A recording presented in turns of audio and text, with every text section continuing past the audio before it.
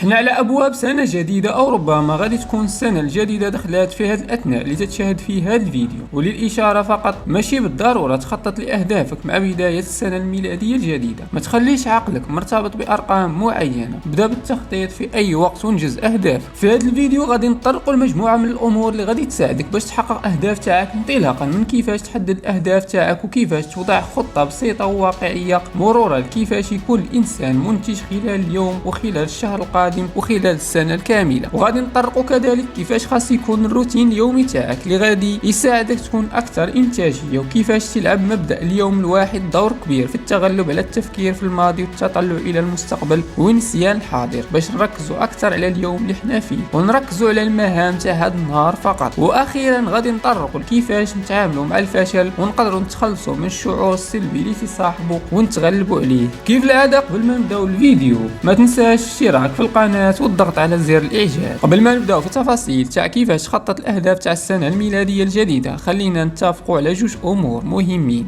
واللي هما الهدف تاعك خاصو يكون هدف واقعي، من ممكن يكون صعيب الانجاز ولكن خاص يكون ممكن التحقيق. والامر الثاني هو تكون عندك النيه والعزيمه باش تقوم بالدور تاعك وتدير اللي عليك باش تحقق هذاك الهدف اللي خططتي ليه. جيب واحد الورقه والستيلو باش تكتب اهم النقط اللي غادي تعاونك في التخطيط لاهدافك، وشي كاس قهوه وتبع حتى الاخير. اول مرحله في التخطيط هي تحديد وصياغه الهدف. السؤال المطروح هنا هو شنو هو الهدف تاعك؟ بخصوص هذا السؤال غادي يكونوا ثلاثه الانواع تاع الناس. كاين الناس اللي عارفين الهدف تاعهم ومحددينه مزيان، هذا النوع تنقول ليه برافو ليك، وكتب الهدف تاعك في هذيك الورقه والستيلو اللي قلت لك جيب. كاين النوع الثاني من الناس اللي عندهم بزاف تاع الاهداف تيسعوا لتحقيقها. بخصوص هذا النوع من المستحيل يحققوا كل الاهداف في وقت واحد. حاول تكتب جميع الاهداف تاعك في ورقه ورتبها على حساب الاهميه تاعها، واختار الهدف الأهم فيهم اللي غادي يشكل فرق كبير في حياتك، لا خدمتي عليه وحققتيه، وحاول تخدم عليه وتعطيه كل تركيزك. أما النوع الثالث والأخير، الناس اللي ما عندهمش هدف معين يحققوه ولا يخططوا ليه، تنصحك تطلع على راسك وتشوف واش انت مرتاح في حياتك، ما ناقصك حتى حاجة وما تسعاش تحقق حتى إنجاز، واش عندك شي عادة سيئة باغي تخلص منها. كاين بزاف الأمور اللي يمكن يحطها الإنسان كأهداف ليه. ماشي من الضروري يكون عندك مليار في حساب تاع البنك ولا راكب على طوموبيل آخر موديل ولا لابس آخر ما كاين في الموضة عاد تسمى إنسان ناجح وسعيد وراضي على راسك، ولكن يكفي تكون متوازن في حياتك وقادر توفر الحاجيات الأساسية تاعك وما محتاج حتى حاجة. هذا بحد ذاته تعتبر إنجاز.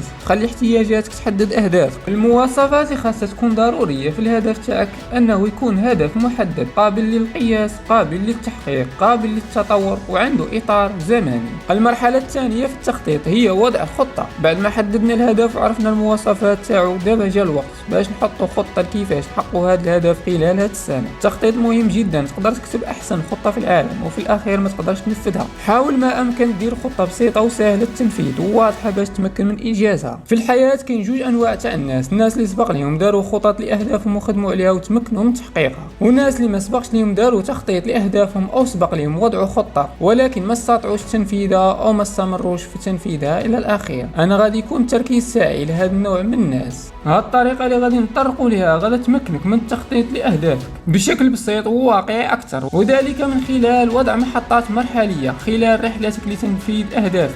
كل واحد فينا عنده الهدف الخاص به، سواء كان طالب، موظف، مقاول، شخص يخدم العمل الحر. كل شخص من هادو عنده طريقة تاع التخطيط خاصة به، ولكن كلهم تشاركوا في شيء بسيط، هو كلهم خاص يكون عندهم محطات تتوقفوا فيها خلال تنفيذ الهدف اللي راسمينه خلال هذه السنة. خليني نعطيك مثال بالطالب باش الفكرة تصبح أكثر وضوح. الطالب شنو هو المعيار تاع النجاح تاعو؟ أكيد هو يحصل على نقاط ممتازة في الامتحانات، والفترة اللي من الواجب عليه يركز عليها باش يحصل على نقاط عالية هي فترة الامتحان.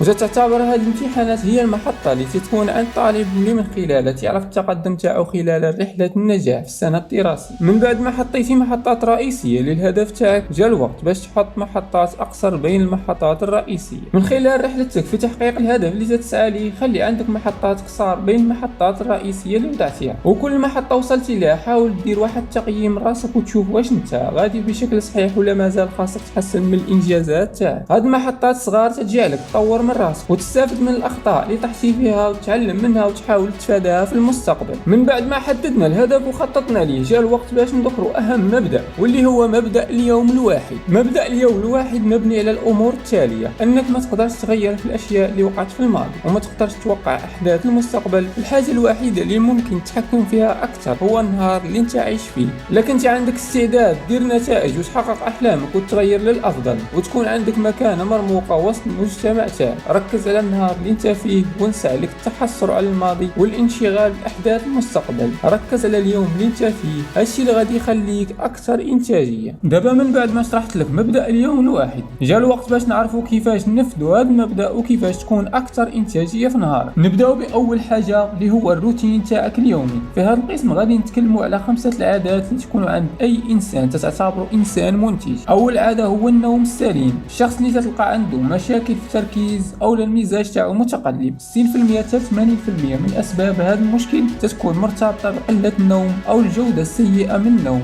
المفترض خاصك دير هو تحدد فترة ثابتة للنوم، وحاول تنعس بكري وتفيق بكري. العادة الثانية هي الصلاة. خاص تأدي الصلاة في وقتها، ومن الأحسن تكون في المسجد ومع الجماعة، وخلي أوقات الصلاة تكون محطات ليك، وبهذه الطريقة غادي تنظم نهارك وتولي عندك فترات عمل مقسمة على حسب أوقات الصلوات. العادة الثالثة هي الرياضة. خصص واحد الوقت قصير لممارسة الرياضة البسيطة. على سبيل المثال خذ لك 25 دقيقة كل يوم، خرج تمشى فيها ولا دير حركات داخل المنزل. ماشي بالضروري تنخرط في النادي الرياضي، كاين بزاف الدوافع اللي تخليك تمارس الرياضة. من بين اهم هاد الدوافع هو الرياضة تتحسن من المزاج تاعك وتزيدك الثقة في نفسك. العادة الرابعة العمل على الهدف الشخصي. خاصك تخدم على الهدف اللي بغيتي تحققه كل نهار وتسعى لإنجازه. العادة الخامسة هي التعلم لتحقيق الهدف. خاصك تبقى تتعلم كل نهار باش تحقق الهدف تاعك وتطور من راسك باش توصل للهدف تاعك بشكل اسرع. المرحلة الأخيرة هي وضع قائمة المهام. تقدر تقول لي انا علاش غادي نكتب واحد قائمة تاع المهام نقدر نخدم بلا ما نكتبها؟ صبر نوضح لك أهمية هذه الخطوة. الحياة كما تعرف الجميع بعض المرات يخرجوا لك شي ظروف استثنائية وتشغلك على تحقيق أهداف تاعك. لا قدر الله تقدر تمرض، يجيك شي سفر على غفلة. من اللي غادي يفوت هذا الظرف الاستثنائي هنا تيبان الدور تاع هذه القائمة تاع المهام اللي كتبتيها، تترجع ليها وتبدا منين خليتيها آخر مرة بلا ما تبقى دايخ وما عارف منين تبدا. كاين 7 نقاط باش تقدر تبني واحد القائمة تاع المهام فعالة خلال اليوم تاعك. النقطة الأولى: كن صريح جدا مع راسك ملي تكون باغي تكتب المهام اللي ناوي تنفذها. النقطة الثانية: ابدأ بخطوة بسيطة. النقطة الثالثة: استخدم ورقة في كتابة المهام بدل الهاتف. النقطة الرابعة: خلي معيار النجاح تاعك هو تكمل كل المهام اللي حددتيها لهذاك النهار. النقطة الخامسة: خلي تركيزك كله على إنجاز المهام المكتوبة في الورقة. النقطة السادسة: اكتب المهام تاع الغد كل نهار قبل ما تمشي تنعس. النقطة السابعة: كافئ راسك على كل إنجاز قمتي به. وبهذا غادي نكونوا سالينا بناء واحد المنظومة متكاملة باش تحقق الأهداف تاعك، وما يتبقى علينا إلا شيء واحد وهو كيفاش نتعاملوا مع الفشل، لأن الفشل أمر واقعي وغادي نقدروا نوقعوا فيه كاملين. كيفاش تتعامل مع الفشل؟ أول نقطة خاصك تعرف أن الأشخاص ما تفشلوش في الأمور اللي مولفين يديروها منذ سنوات. في الغالب الفشل توقع لنا في الأمور جديدة اللي مع مرة فات لينا قمنا بها ولا أول مرة تنحاولوا ننجزوها. فمن طبيعة الحال إلا كنتي أول مرة غادي تقوم بواحد الأمر تفشل فيه حيث ما عندكش التجربة والخبرة الكافية باش تقوم به ببساطة. لكن طبيعة البشر تستخدموا العواطف في مثل هذه الأمور وتحسوا بشعور الإحباط واليأس وفقدان الأمل في أول عثرة تقع لهم، عوض يحطوا العواطف على جنب ويشوفوا الأخطاء اللي داروها ويتعلموا منها ويحاولوا يصلحوها ويحاولوا من جديد حتى ينجحوا في النهاية. نتمنى تكونوا استفدتوا من هذا الكم الهائل من المعلومات اللي ذكرنا في الفيديو. قدرنا نعطيكم مجموعة من النقاط اللي غادي تساعدكم في التخطيط للأهداف خلال هذه السنة الجديدة. شكرا وإلى اللقاء.